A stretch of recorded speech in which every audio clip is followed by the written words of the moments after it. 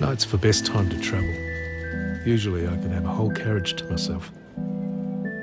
I go to work as others are going to sleep. The few that do stay up move differently, with a dead look in their eyes.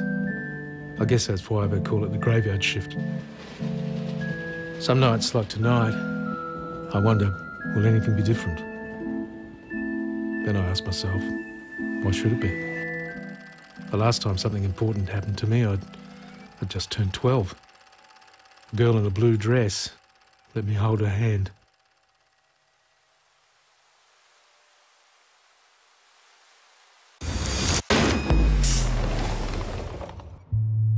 I've worked in car parks my whole life.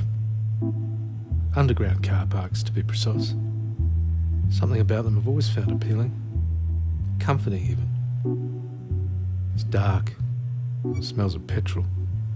Can get bloody cold. I guess it takes a certain type. But even so, booth men have their differences. I collect train tickets. I find television boring. I like to work in a clean environment. I always test my equipment. I hate darts. And it's important to me that the paperwork is kept in order. After all that, you wait. You wait till someone needs to come in or someone needs to go out.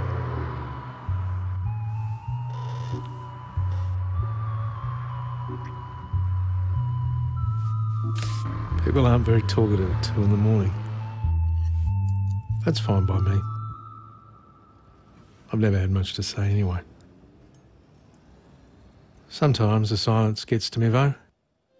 So a year ago I took up music. A lot better than when I started. As I said, not a lot happens down here. Events are few and far between. But somehow, I came to hold a secret. My first secret. People leave all sorts of strange things in car parks. Bicycles, prams, umbrellas, cameras, personal effects. I even once found a gun. It's part of my responsibility to log each item before submitting it to lost property. People have 3 months to claim their goods. After that time, the item becomes the property of deluxe car parks. Perk of the job, I guess. At any rate, the secret. It was a miracle that it didn't break. When I picked it up, it was still warm. It's hard to describe, but somehow I felt responsible for it. I decided to give it a chance. Give it a life. But my motives were not altogether selfless. Truth was, I could do with the company. That day after dinner, I began to wonder what small creature the egg contained. I decided to research. From the size and distinctive shape of my egg, I soon identified it as a necrocilius, otherwise known as a common western brown-billed duck. The egg, it seemed, was a long way from home. Having identified my egg, I began more intensive research. Once laid, and given that it's kept above 42 degrees Fahrenheit, the egg will take between 12 and 15 days to hatch. Once hatched, the newly born duckling will attach itself to the first life form it sees. In nature, that would be the mother. I'd never considered having kids before, but then again, I'd never had the opportunity. Over the next few days, my interest in the egg became an obsession. The car park work was no longer my primary concern. In fact, all aspects of my life began to be affected.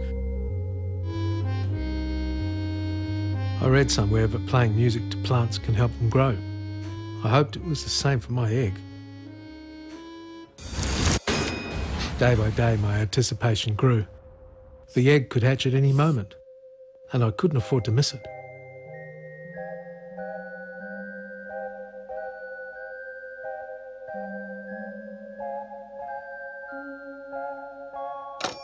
The egg broke at exactly 12:30 on a Saturday night, 2 days later than I had predicted. After all that waiting, I missed the event. But somehow it didn't seem to matter. Albert. Your name is Albert.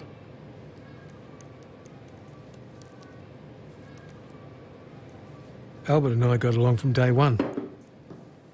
The language barrier didn't really seem to matter, and I finally had an audience. It had taken all my energy to hatch Albert, but that was only the beginning. In the first week, a mother's primary role is to protect her young from predators.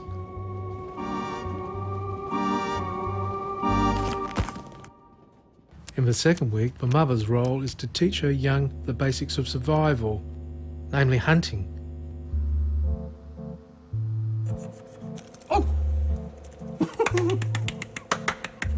The next stage of the mother's tuition is to teach her young to communicate. Quack, Albert. Quack. Albert, concentrate. Quack. It was possible that Albert was a slow learner.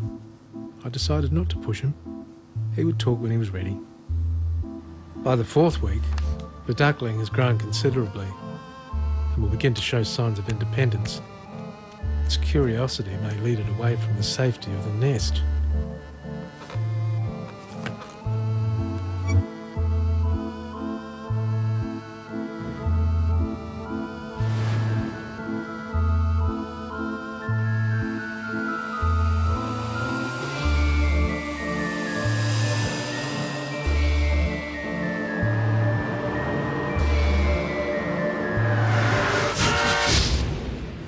Albert, what were you thinking?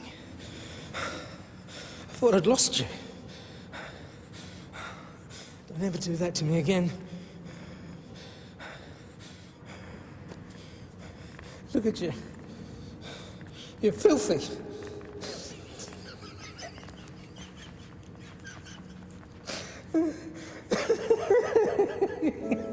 I read somewhere that a crisis can really bring people together. It was like that with Albert and me. But things were just about to change. By the fifth week, with the duckling's survival instincts developed, the time has come for the mother to let go.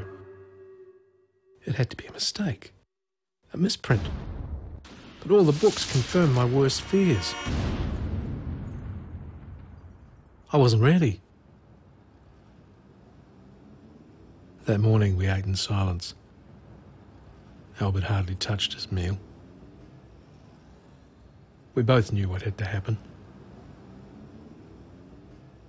It was inescapable.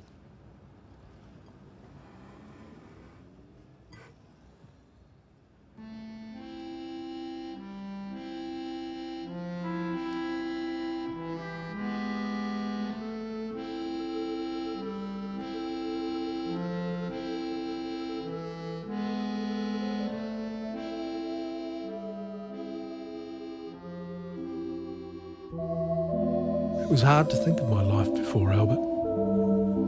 It was hard to think of my life after Albert. We were mates. Best mates. But nature had to take its course.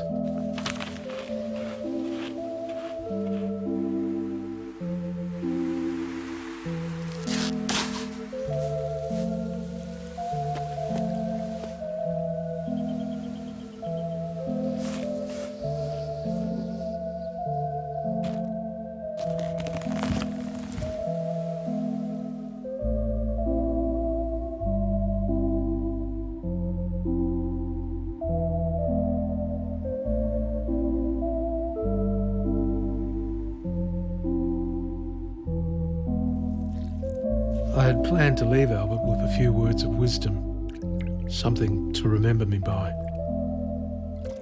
But somehow words just seemed irrelevant.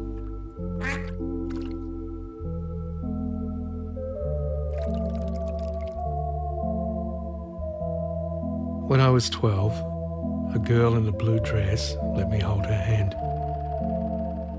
When I was 54, I swam with a duck. Maybe we're all only given a few moments to remember. That should be enough.